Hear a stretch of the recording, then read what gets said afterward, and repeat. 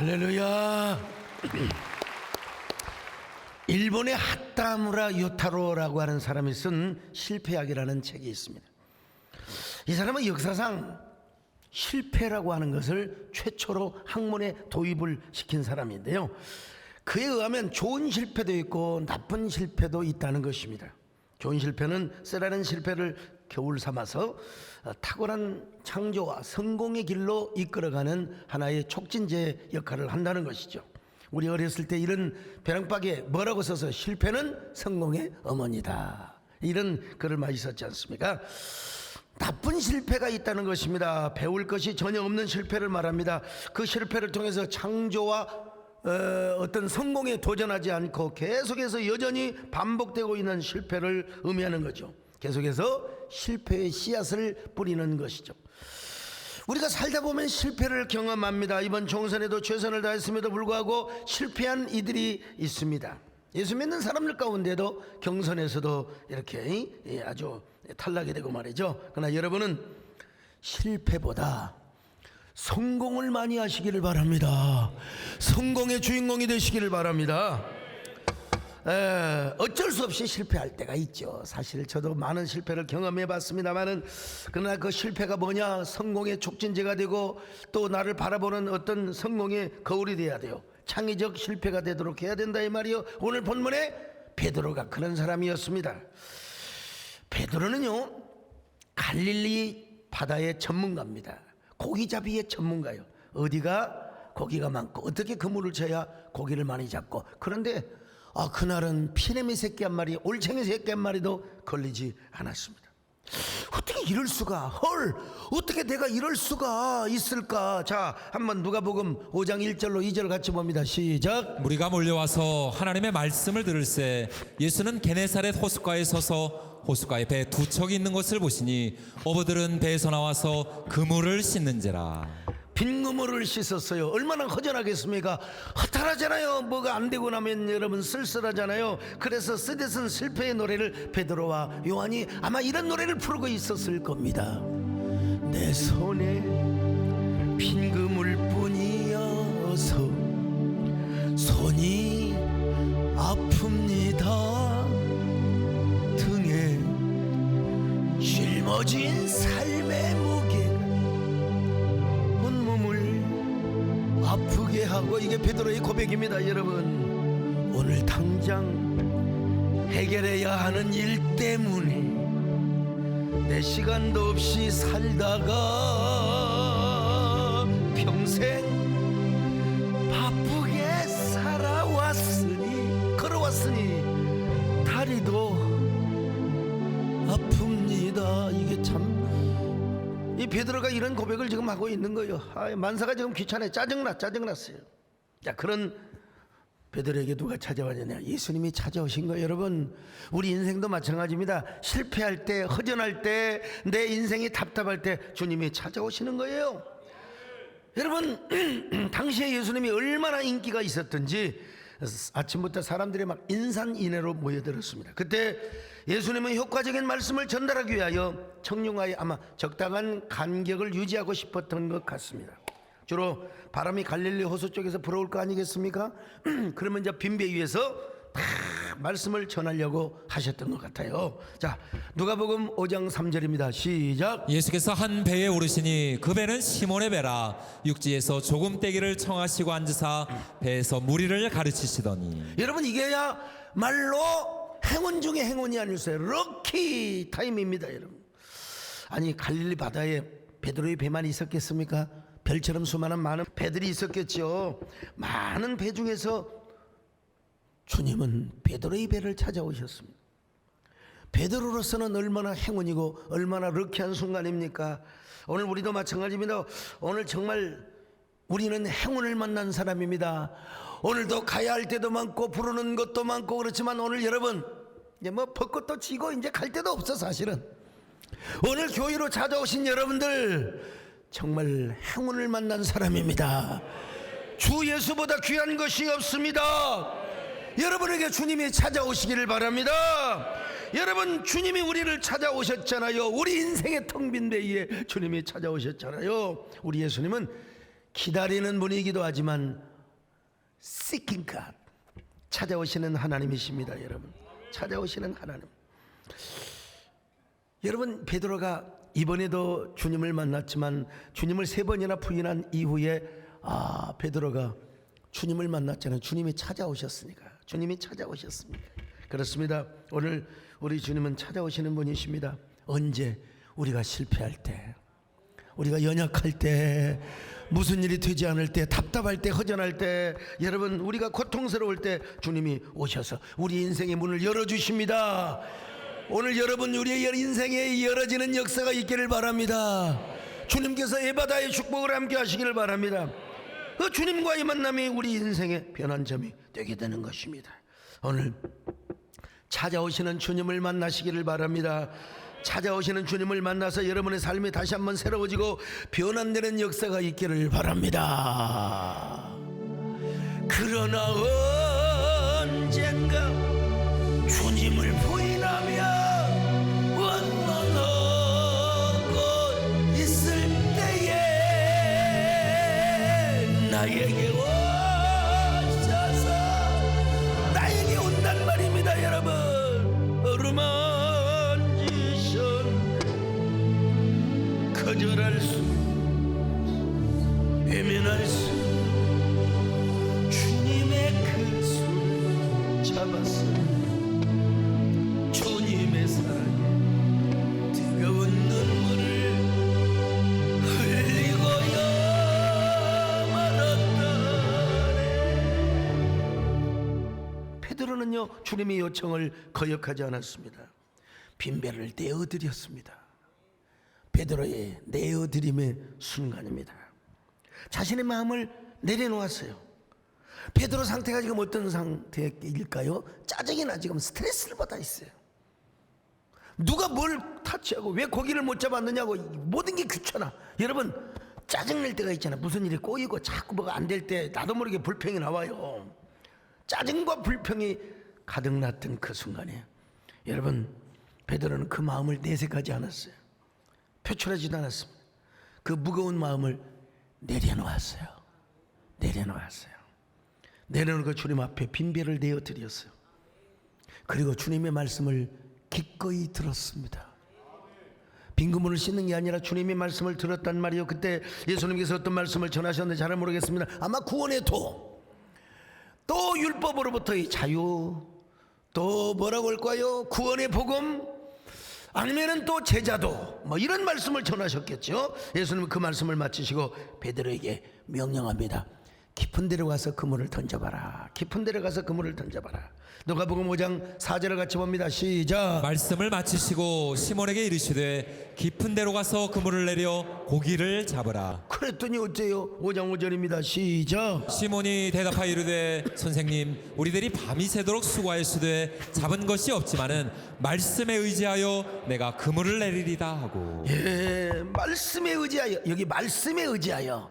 예, 말씀에 의지하여 그대로 순종하였습니다. 여러분, 말씀에는 두 가지가 있다고 했잖아요. 하나는 written word, 기록된 말씀입니다. 하나는 로고스요, 로고스, 객관적인 말씀입니다. 또 하나의 말씀은 뭐냐? 레마입니다. 레마는 기록된 객관적인 말씀이 지금 나를 감동시키고 나를 붙잡고 이끌어가는 말씀이라 이 말이요. 레마, 나에게 하시는 말씀이요.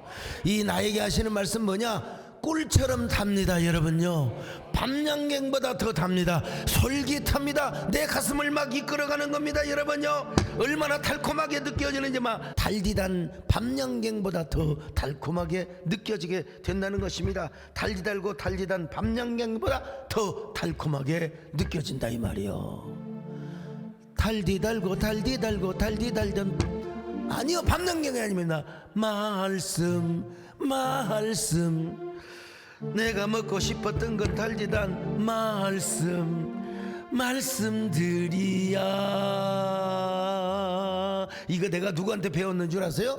우리 손녀딸한테 배웠어요. 한번 들어보시겠습니까? 달디다고 달디다고 달디단 말씀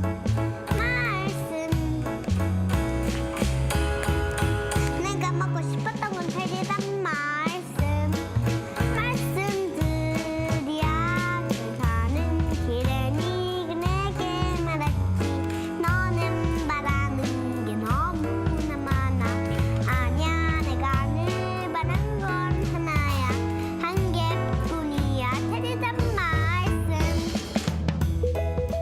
믿은 말씀.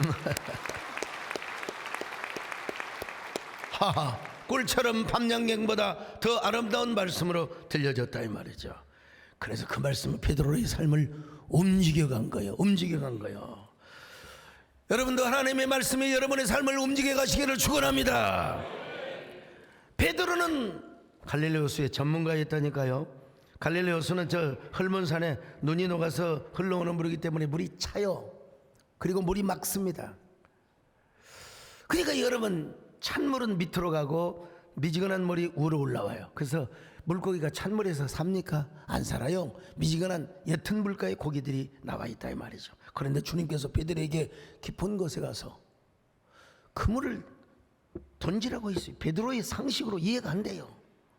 더구나 예수님은 고기잡이 여보 출신이 아니라 목수 출신은 목수가 뭘 안다고 이래라 저래라 여러분 간섭한다고 그렇게 할 수 있지 않겠습니까? 베드로의 이성과 경험으로는 도무지 이해가 되지 않았어요. 그러나 베드로는 순종했습니다. 어떻게 그럴 수가 있었습니까? 말씀에 의지하여 그물을 내리겠다는 것입니다. 자, 누가복음 5장 5절 다시 봅니다. 시작. 시몬이 대답하여 이르되 선생님 우리들이 밤이 새도록 수고하였으되 잡은 것이 없지만은 말씀에 의지하여 내가 그물을 내리리다 하고. 아무리 경험적인 지식이 쌓였고 전문가적인 안목이 있다 할지라도 베드로는 모든 걸 포기했어요. 주님께서 하시는 말씀을 한마디 한마디 아주 달콤하게 들으신 바로 그 이후 레마로 그 말씀을 받았다 이 말이요. 베드로의 마음이 움직인 거죠. 내가 밤이 새도록 그물을 던졌지만 내가 물고기 한 마리 피레미 새끼 한 마리도 못 잡았지만 내가 말씀에 의지하여 던져보자. 말씀에 의지하여 던져보자.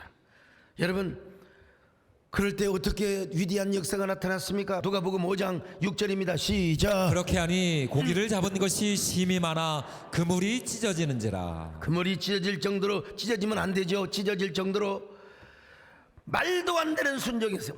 내가 볼 때는 여러분, 우리 예수님께서 다 여러분 우주의 모든 질서를 주관하시지 않습니까? 그러니까 더운 물에 있었던 고기들로 하여금 야 이놈들아 공부하기 싫은 놈들 모여라. 매운탕 감 되고 싶은 사람 모여라. 그리고 우리 예수님은 고기를 거기에 모아 두셨을 거예요. 그리고 그곳에 깊은 곳에 그물을 던지라고 한 곳에 던지니까 그냥 고기가 그냥 말이야. 여러분 기가 우리가 다이아몬드와 석탄의 차이를 이렇게 설명하는 걸 봤더라고요. 다이아몬드 석탄은 성분이 거의 비슷해요. 근데 그 안에 있는 C라고 하는 탄소를 막강하게 열을 가하면 다이아몬드 가지고 적절하게 가하면은 석탄이 된다. 이런 글을 제가 본 적이 있어요. 우리가 똑같은 하나님 섬기고 똑같은 예수님의 말씀을 들어도 그 말씀을 진정으로 내 말씀으로 받고 그 말씀이 나를 어떻게 움직이는 삶을 사느냐에 따라서 우리의 믿음과 삶의 질이 완전히 달라지게 되어 있다 이 말이에요. 그러므로 말씀을 레마로 받으시기를 축원합니다. 우리의 말씀, 하나님의 말씀이 여러분의 삶을 이끌어 가시기를 바랍니다. 여러분의 삶을 이끌어가는, 우리 얼마 전에 저 주례를 했는데 우리 고강선 장로님의 아들 주례를 했어요. 근데 우리 교회 부목사님으로 사역을 하다가 내려간 우리 여수 새벽교회 성도들이 버스를 두 차로 온 거예요. 교인 100명도 안 모이는데 총동원해 가지고 버스를 만땅으로 두 차가 온 거예요. 그리고 예식장에서 떠나지도 않고 내가 그냥 이렇게 아멘을 하는데 아니 그 교인들만 아멘해지 우리 교인들은 아멘 안 하더라고요. 세상에 교인도 별로 없어요. 그래서 내가 끝나고 나서 물어봤더니 전부 다 가서 밥 먹고 있다는 거예요. 밥 먹고. 우리 교인들은 밥 먹으려고 예식장 가는 거예요. 담임 목사가 주례를 하는데도 세상에 조마조마하면서 우리 목사님 실수하지 말아야지. 그런데 그분들은 내가 무슨 연예인이 되는 것처럼 아멘 아멘. 그래서 여기서는 아멘 안 해도 됩니다. 내가 그랬다니까. 우리 장로님들도 장로님들까지 와서 밥 먹고 있어. 밥 먹고 있어. 내가 좋은 말로 할 때 아멘 잘하시기를 축원합니다. 여러분 언제나 여러분의 이성과 경험과 상식을 넘어서 하나님의 말씀이 나를 이끌어가고 움직이고 앞뒤가는 그런 삶을 사시기를 축원합니다.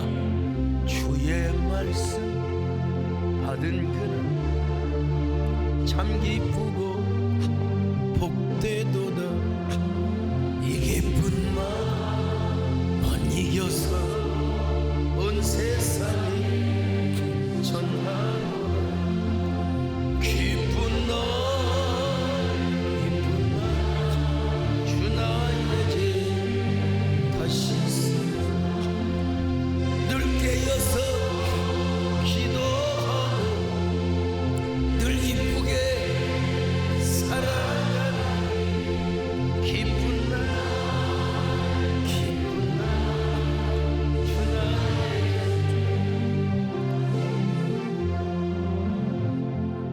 말씀을 그렇게 받았고 순종했던 베드로가 훗날 예수님의 수제자가 되고 수사도가 됩니다.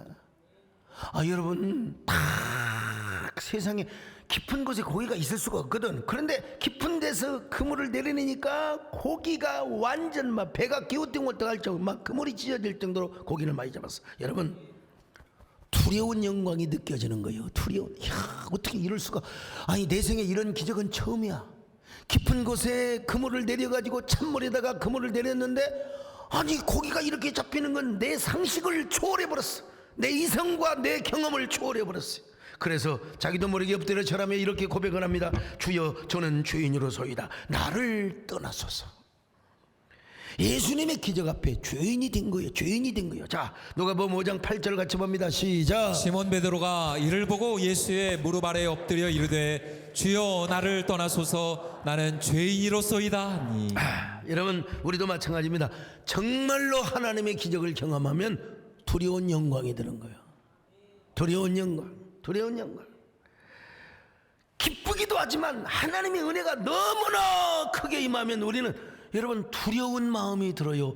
하나님, 진짜 이거 이대로 이게 꿈인가? 여러분, 이게 현실입니까? 주님, 제가 코로나 시절에 하필이면 그때 총회장하러 가장 어려운 때에 한교총을 섬겼어요. 저는 한국교회 예배 지킴과 회복 그리고 국민복원의 앞장섬으로서 2마리 토끼를 잡으려고 노력한 사람입니다. 허들링 처치, 션사인 처치를 보여주려고 애를 썼어요. 말도 안 되는 말이야. 그냥 거짓말을, 가짜뉴스를 막 전하는 사람도 있었지만, 어느 날 기자가 저에게 질문을 하였습니다. 이 코로나 때 총회장 하느라 어떤 마음이 듭니까? 연합기관을 섬기래 어떤 마음이 듭니까? 내가 그랬죠. 한마디로 두려운 영광입니다. 두려움을 느낄 뿐. 그러니까 하루하루가 가슴 쪼이는 삶. 그때부터 여러분, 나는 수면제 없이 살 수 없었던 가슴을 태우면서 여러분, 가슴 태우며 기다리기엔 너무나 또 멀어진 성도들. 제가 그냥 부르면 되는 겁니다. 그냥 정식 찬송가로 채택은 안 됐지만 너무 성도들이. 그래서 제가 우리 한국교회 우리 교회뿐만 아니라 초연결 확장 공동체를 위해서 제가 그냥 3주 특별 새벽기도 막 저녁에 4주 막 기도, 목에 결절이 막 그냥 그 화상줌에 나온 성도들을 막 그냥 어루만지면서, 그리고 강다리에 엎드려서 막 하나님의 기도했어요. 여러분도 마찬가지입니다. 여러분이 순간적으로 기적을 경험하고 하나님의 은혜를 받으면 먼저 기쁨과 감사가 넘치게 되어 있습니다. 그러나 동시에 두려운 영광도 같이 갖게 되는 것입니다. 그래서 베드로처럼 여러분, 주님 앞에 이런 고백을 하게 되는 거예요. 주여, 저는 죄인입니다. 이 죄인에게 왜 이런 은혜를 주신단 말입니까? 왜 부족한 자에게 원더풀한 미라클을 주신단 말입니까? 주여, 나는 죄인입니다. 내가 무엇이기에 이런 은혜를 주신단 말입니까? 내가 주님 앞에 무엇입니까? 마른 막대기가 아닙니까? 내가 주님 앞에 쓸모가 없었던 타다 남은 죄가 아닙니까? 나를 도우소서, 일으키소서, 나와 동행하소, 힘 주시고 내 영혼 기쁨을 얻게 하시고 주님을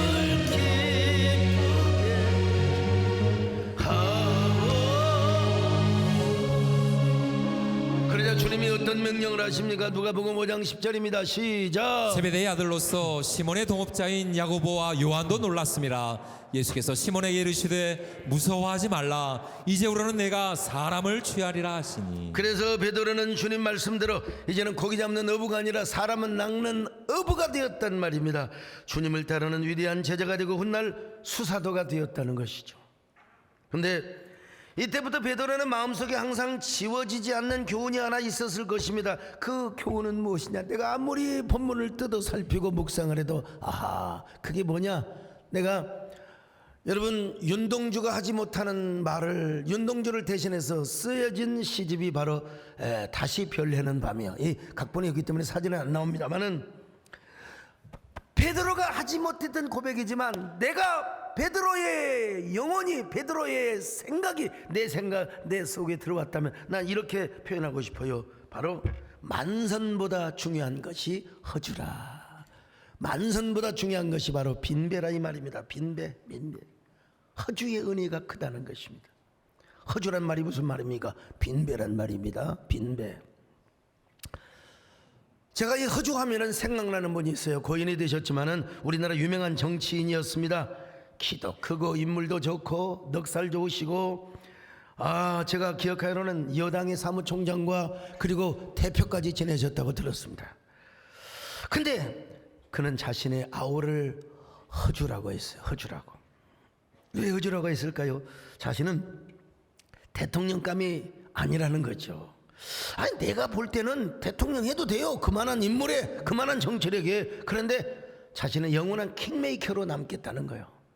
그 인물 좋고 그 훌륭한 분이 참 야당과의 관계도 참 잘하시고 자신은 오로지 빈배 허주의 역할을 하겠다는 거예요. 킹메이커가 되겠다는 것입니다. 저는 오늘 이 본문을 읽으면서 허주 그래 베드로가 만약에 그날 아침에 고기를 몽땅 잡아서 만선의 은총을 누렸다면 어떻게 주님의 은총을 누릴 수가 있었겠습니까? 베드로의 배에 고기가 가득했더라면 베드로는 그날 아침 주님을 못 만났을 것입니다. 주님의 제자가 되지도 못했을 것입니다. 빈배로 있었기 때문에 빈배를 내어줄 수 있었기 때문에 그는 말씀을 들을 수 있었고 주님의 제자가 될 수가 있었던 것입니다. 그럼에도 불구하고 여러분 사람들은 주로 만선의 기적만을 원합니다. 배 안에 고기가 가득 차기를 원하죠. 다 누구나 저도 마찬가지입니다. 여러분. 그러나 하나님은 우리의 바람과는 달리 우리의 삶을 허주로 만들 때가 있습니다. 우리 인생을 텅 빈 배로 만들어줄 때가 있습니다. 근데 그렇게 해놓고 주님은 가만히 계시느냐? 우리를 찾아오세요. 찾아오셔서 우리에게 말씀을 전하십니다. 그리고 그 말씀이 우리에게 레마로 들리게 하셔서 그 말씀에 순종하게 하여 주십니다. 그럴 때 만선의 기적을 경험하게 하시는 거예요. 오늘 여러분이 이러한 경험을 하시기를 바랍니다. 만선의 축복을 받으시기를 축원합니다. 여러분 베드로가 그물이 찢어질 정도로 복을 받았다고 했지 않습니까? 만선보다 중요한 게 허주였구나. 베드로가 나중에 깨닫는 게 그래서 만선보다 중요한 게 허주구나. 그렇다고 해서 여러분 무조건 빈배만을 추구하라는 말은 아닙니다. 내 인생의 배에 그물이 찢어질 정도로 축복이 임하고 배가 가라앉을 정도로 축복이 임했다 하더라도 내 마음은 허주가 돼야 된다는 거예요. 내 마음은 허주. 그 말이 무슨 말입니까? 내 인생을 내가 살아간다는 말이 아니라 내 안에 주님을 모시라 이 말입니다. 주님을 왕으로 모시라는 겁니다. 주님을 주인으로 모시라는 거예요. 나의 주권자로 모시라는 거예요. 여러분 예수님이야말로 내 인생의 배의 선장이 되어 주인으로 모시고 왕으로 모시라는 거죠. 그런 의미에서 우리는 만선보다 허주가 중요하다는 사실을 알아야 돼요. 여러분 가난한 마음이 있어야 천국이 우리에게 임한다고 했지 않습니까? 마태복음 5장 3절 시작. 심령이 가난한 자는 복이 있나니 천국이 그들의 것이며. 천국이 가난해야 우리 안에 채워진다는 것입니다. 어떤 의미에서 제가 이제 언어를 바꾼다면 저도 허주 목회를 하고 있다고 할 수 있어요. 허주 목회. 제 목회 철학의 세 요소. 첫째는 신정주의와 로드십. 두 번째는 생명나무 목회. 세 번째는 엿장수목회인데 이 중에서 가장 중요한 게 로드십과 신정주의라고 하는 것입니다. 로드십과 신정주의가 뭡니까? 주님을 주인으로 모시고 왕으로 모시는 목회를 말하는 거예요. 여러분 인생도 마찬가지입니다. 주님을 주인으로 모시고 왕으로 모시는 이 로드십과 신정주의의 신앙이라는 거예요. 그런 사람은 언제나 주님 없이는 살 수가 없어요. 주님을 향한 간절함이 가득하게 되는 거예요. 고지식하고 내가 절대로 남에게 손에 끼치지 않고 내가 경우에 합당한 말을 하고 중요하지만 더 중요한 건 뭐냐? 주님이 없으면 살 수가 없다는 이 간절함과 절박함이 우리에게 있어야 된다는 거예요. 지난주일 저녁에 꽃소리 들리는 밤 시 콘서트를 했지 않습니까? 존경하는 우리 김종혜 교수님이 저에게 물어보셨어요. 소목사님, 시가 일정한 어느 단계에 소목사님만의 경지에 이르렀습니다. 그 비결이 뭡니까? 제가 그랬죠. 이런 질문은 정우성이나 이런 여러 유시와 시온 같은 에게 질문을 해야지 저한테 이런 질문을 하면 안 된다고 생각합니다만, 그래도 제가 할 이야기가 있다면, 시라고 하는 것도 하나님께서 주시는 창의적 감동에 의해서 씌어진다는 사실을 말씀드리고 싶습니다. 이걸 믿지 않는 사람은 길 가다가 문득문득 떠오르는 시, 찾아오는 시, 줍는 시라고 얘기하는데 저는 그렇게 표현하지 않습니다. 창의적 영감을 주셔서 하나님의 은혜로 시가 저에게 찾아왔다고 믿습니다. 이게 목사로서 그렇게 고백을 할 수밖에 없는 거예요. 다만 바쁜 일정 중에서도 저 홀로 마음의 산책을 하고 사유하는 시간을 갖고 스스로 고독한 마음을 갖고 최대한 간절한 마음을 갖는다는 거죠. 간절한 마음. 자연 만물을 보더라도 다른 시각을 가지고 다른 감각을 가지고 보게 된다는, 한마디로 시인에게도 뭐가 있어야 돼요? 간절함이 있어야 된다. 간절함. 하물며 목회이겠습니까? 우리 그리스도인들이겠습니까? 여러분, 우리가 하나님을 향한 절박한 마음이 있어야 됩니다. 간절한 마음이 있어야 됩니다. 다윗이 왜 하나님의 언약궤를 그렇게 모셔오려고 했어요? 하나님을 향한 간절함, 하나님을 향한 절박함. 자, 한번 보세요. 역대상 13장 3절입니다. 시작. 우리가 우리 하나님의 궤를 우리에게로 옮겨오자. 사울 때에는 우리가 궤 앞에서 묻지 아니하였느니라. 아멘. 여러분, 왕이 되었으면 이제 자기 마음대로 해도 돼요. 자기 마음대로 해도 돼요. 그러나 그는 언제나 하나님과 의논하고 하나님께 물어보고 하나님께 상의하려고 하나님 언약궤를 모셔왔잖아요. 그도 무슨 통치를 했느냐? 허주의 통치를 하였다 이거예요. 자신의 인생이 배와 같다면 그 배를 텅 빈 배로 만들었다는 것입니다.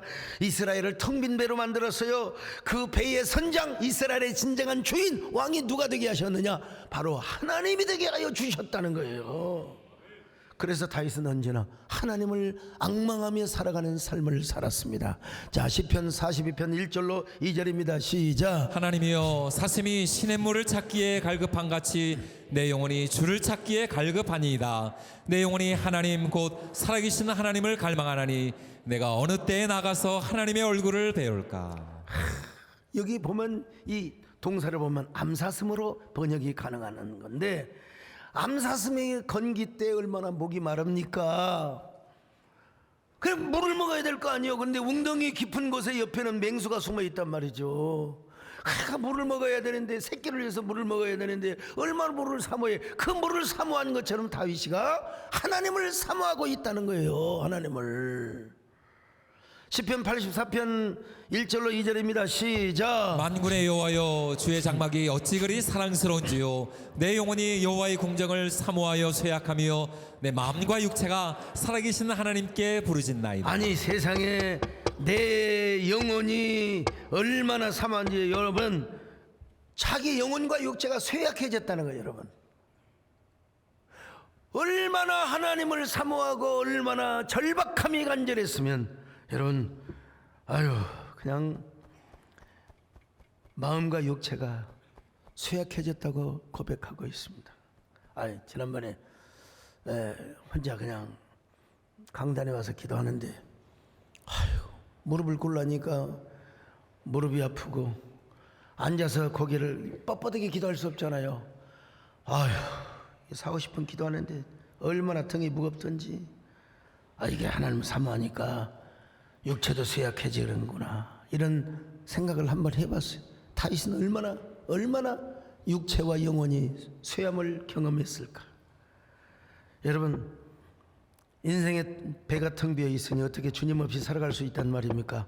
허주의 삶을 살아가는 사람이 어떻게 스스로 행복하고 깊은 삶을 살아갈 수가 있단 말입니까? 십자가의 주님 없이는 한시도 살 수 없습니다. 부활의 주님이 도와주셔야 됩니다. 주님 없이 잘 되는 것은 오히려 내가 망한다는 사실을 기억해야 됩니다. 주님 없는 기쁨은 오히려 실패의 길로 인도하고 나를 심판의 길로 인도한다는 거요. 여러분, 이 말씀에 동의가 되십니까? 이 말씀에 레마로 들려지면 아멘을 하시기를 바랍니다.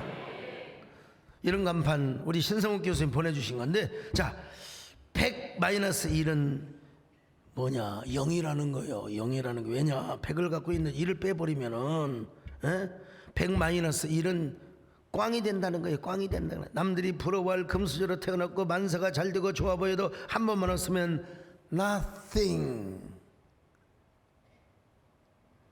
만선이라 할지라도 주님께서 나의 배를 채워주지 않고 오시지 않는다면 여러분, 우리 인생은 실패한 인생이란 말입니다.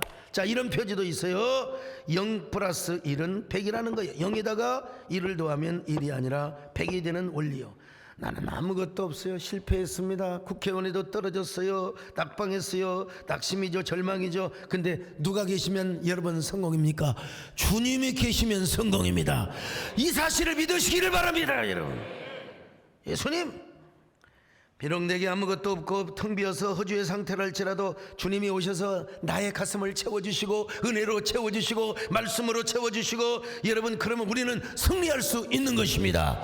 역전할 수 있는 것입니다. 여러분, 아멘 하시기를 바랍니다. 여러분, 언제나 만선보다 허주의 은혜가 클 때가 있음을 아시기를 바랍니다. 주님 없는 만선은 의미가 없어요. nothing. 전혀 가치가 없습니다. 오히려 주님께서 계시는 허주가 훨씬 더 위대합니다. 그냥 빈배가 아니거든요. 주님을 모시는 빈배거든요. 주님을 모시는 빈배. 여러분 모두는 이제부터는 주님이 없이는 살 수가 없는 사람이 되시기를 바랍니다.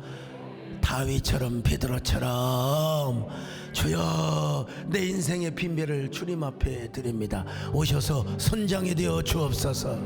나는 주님을 갈망합니다. 나는 주님을 의지합니다. 절박하게 주님의 은혜를 하나님 앞에 구합니다.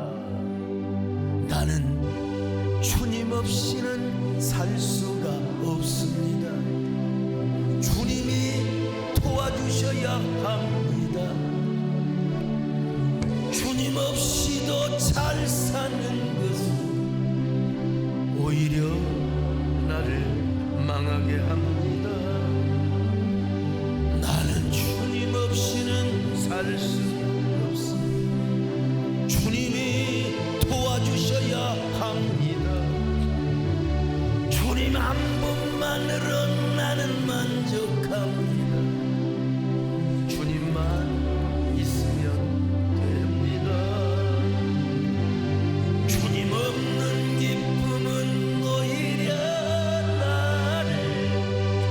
심판의 길로 인도합니다. 주님 없이는 살 수가 없습니다. 주님이 도와주셔야. 하나님, 나는 어떤 사람입니까? 지금까지 저희들은 만선의 기적만을 원하지는 않았습니까? 만선의 기쁨만을 추구하지는 않았습니까? 이제 때로는 허주의 은혜도 구하게 하여 주옵소서. 때로는 내 마음에 텅 빈 배, 그 안에 주님이 오셔서 좌정하여 주시고 우리의 왕이 되어 주시기를 바랍니다. 만선의 축복보다 중요한 것은 지금 주님을 나의 주인으로 모시고 나의 왕으로 모시는 것입니다. 주님을 향한 간절함이 있어야 되겠습니다. 주여, 저는 주님이 없이는 살아갈 수가 없습니다. 주님 없는 만선의 축복은 오히려 나를 망하게 하고 나를 실패의 길로 인도하는 것입니다. 주여, 오늘 이 시간 허주의 은혜를 허락하여 주옵소서. 더 주님을 갈망하는 저희들 되게 하여 주옵소서. 여러분, 한 1분 동안 간절함을 갖고 내 인생의 텅 빈 배 위에 주님이 오셔서 좌정하시고 주님이 오셔서 주인이 되게 해달라고 기도하는 시간을 갖기를 바랍니다.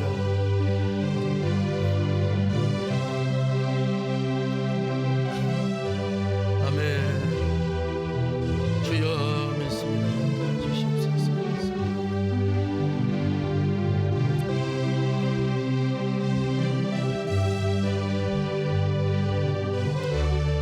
아버지 주님 믿습니다. 내 안에 텅 빈 배 위에 오셔서 좌정하여 주시고 하나님 내 안에 하나님이여 임금으로 왕으로 주권자로 여주시기를 바랍니다. 나는 주님 없이는 살 수가 없습니다. 주님이 도와주셔야 합니다. 주님 없이도 잘 사는 것은 오히려 나를 망하게 합니다. 나는 주님 없이는 일할 수도 없습니다. 나는 주님 없이는 일할 수도 없습니다. 주님이 도와주셔야 합니다. 주님 한 번만으로 나는 만족합니다. 주님만 있으면 됩니다. 주님 없는 기쁨은 오히려 나를 심판의 길로 인도합니다. 주님 없이는 살 수가 없습니다. 주님이 도와주셔야 합니다. 주님, 우리는 주님이 없으면 정말로 숨 쉴 수도 없습니다. 주님이 없으면 일할 수도 없습니다. 우리는 지금까지 만선의 기적과 축복만을 원하며 살아왔습니다. 그러나 이제는 허주의 은혜도 크다는 사실을 알게 하여 주옵소서. 인생의 텅 빈 우리의 빈 배에 주님이 오셔서 노를 저어주시고 선장이 되어주시고 왕이 되어주시고 우리 인생의 진정한 주권자가 되어 주시옵소서. 그러기 위해서 우리가 주님을 갈망하는 저희들 되게 하여 주옵소서. 예수님의 이름으로 기도드리옵나이다. 아멘.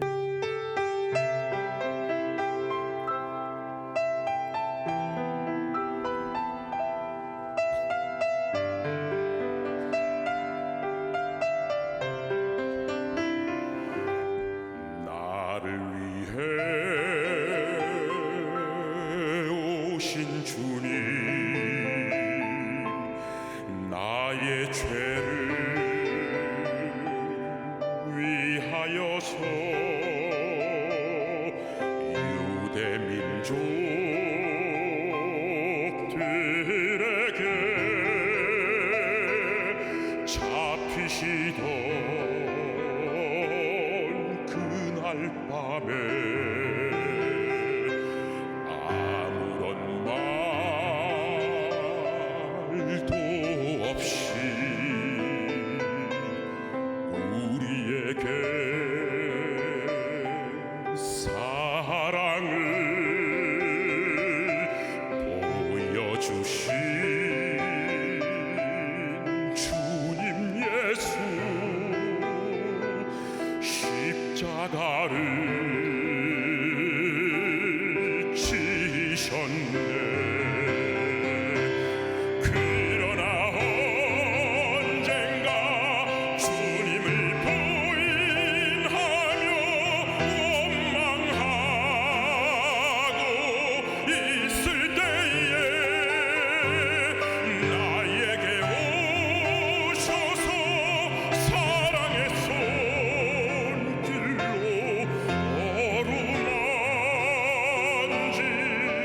어루만지셨네. 거절할 수 없어, 외면할 수 없어. 주님에게 손을 잡았었네. 주님의 사랑에 뜨거운 눈물을 흘리고야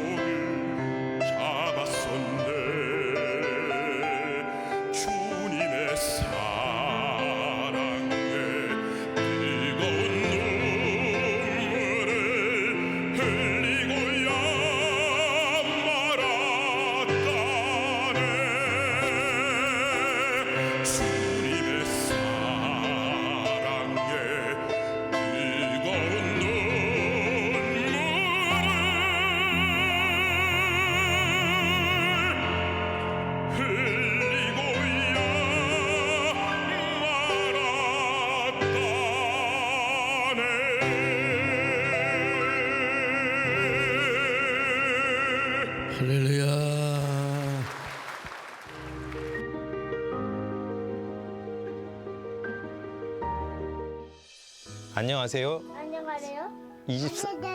24교구 장재현. 한지영 집사입니다. 모태신앙인 저는 부모님의 기도와 믿음 안에서 자랐습니다. 그래서 제 자녀들도 믿음 안에서 기도로 키우고 싶다는 소망이 있었는데 세해된 교회를 만나면서 그 기도가 응답되기 시작했습니다. 세마선교원에 자녀를 보내던 교구 집사님이 제게 세마선교원을 적극적으로 권유했고 저희 부부는 다른 어린이집을 알아보지도 않고 믿음으로 자녀를 양육하고 싶은 소망으로 바로 등록했습니다. 사실 아이를 세마선교원으로 보내려면 저희 집인 동탄에서 교회까지 막히는 출근 시간을 뚫고 운전을 해야 했습니다. 특히 부모인 저희 부부도 부지런히 움직여야 했지만 아이들은 아침 일찍 깨우고 준비하는 것이 쉽지 않았습니다. 등원과 하원 시간에 맞춰 매일 교회를 왕복하며 시간을 맞추는 것이 체력적으로 쉽지 않았고 일반 어린이집에 비해 경제적으로도 부담이 되는 일이었습니다. 그런데 4살 때 세마선교원을 다니기 시작한 첫째가 5살이 되면서 성경 말씀을 외우는 것이 너무 신기했고 뿌듯했습니다. 하루하루 고달프고 바빴던 일상을 하나님이 저희들에게 은혜로 보답해 주신다는 생각이 들었습니다. 체력적인 피곤함은 더 이상 문제가 되지 않을 정도로 첫째 아이는 세마선교원에서 잘 적응하면서 믿음의 아이로 자랐습니다. 그래서 둘째 아이는 고민하지 않고 세마선교원에 보낼 수 있었습니다. 매일 아이들과 교회까지 등하원을 같이 하면서 차 안에서 가족이 함께 찬양을 부르고 성경을 암송하며 저희 가족은 언제나 행복한 은혜의 시간을 경험하고 있었습니다. 세마선교원은 자연 친화적 공간과 다양한 프로그램을 통해 정서적 안정과 배움이라는 시너지 효과를 가질 수 있는 곳입니다. 그리고 무엇보다 하나님 안에서 믿음을 배우며 자라는 아이들을 보면서 하나님께 자녀를 맡기는 평안함이 무엇인지 깨닫게 되었습니다. 저희 부부가 세해된 교회를 다니게 된 것은 저와 함께 일하던 분의 전도 덕분이었습니다. 아내 한지영 집사가 교회에 잘 적응할 수 있을까 걱정했는데 교회 안에서의 만남과 교제는 늘 따뜻했고 친밀감이 느껴졌습니다. 그래서 저희 부부의 믿음도 점점 자라게 되었고 은혜 안에서 믿음 생활을 잘 할 수 있게 되었습니다. 그래서 제 친한 형도 함께 좋은 교회에서 신앙생활을 하고 싶은 마음에 세해된 교회로 전도를 하고 싶었습니다. 하지만 제가 형에게 선뜻 교회를 같이 다니고자 말하는 것이 어려웠습니다. 그런데 아내 한지영 집사가 전도 앞에서는 단호하게 우리 교회 청년부를 소개하면서 형을 세해된 교회로 전도를 했습니다. 모태신앙은 역시 다르구나 하는 생각을 하면서 친하다는 이유로 오히려 용기가 나지 않았던 전도를 아내가 해준 것이 참 기뻤습니다. 그 형은 저희 부부의 전도로 예배도 잘 드리면서 양육도 잘 받고 있어서 참 감사하고 기쁜 마음이 듭니다. 저는 관계 전도도 참 중요하다는 생각이 들어서 제 사업장에 있는 주변 분들을 전도하고 있습니다. 상가 번영회의 총무라는 직분이 사람을 만나면서 전도하기 좋은 도구라 생각이 들어서 사명감을 가지고 전도를 하고 있습니다. 직접 말하는 전도도 필요하지만 저는 제가 좋은 크리스도의 모델이 된다면 100마디의 말이 필요 없는 것 같습니다. 그래서 세상이라는 공간에서 그리고 제가 만난 분들을 섬기며 하나님의 사랑을 전하고 있습니다. 소강성 목사님이 힘이 넘치는 설교와 찬양이 저희 부부를 단단한 믿음의 끈으로 연결해 주었고 세마선교원의 가족과 사랑의 은혜를 지켜주는 연결고리가 되었습니다. 이렇게 세해된 교회에서 믿음과 사랑의 가정을 이루게 해주신 하나님께 모든 영광을 올려드립니다. 감사합니다.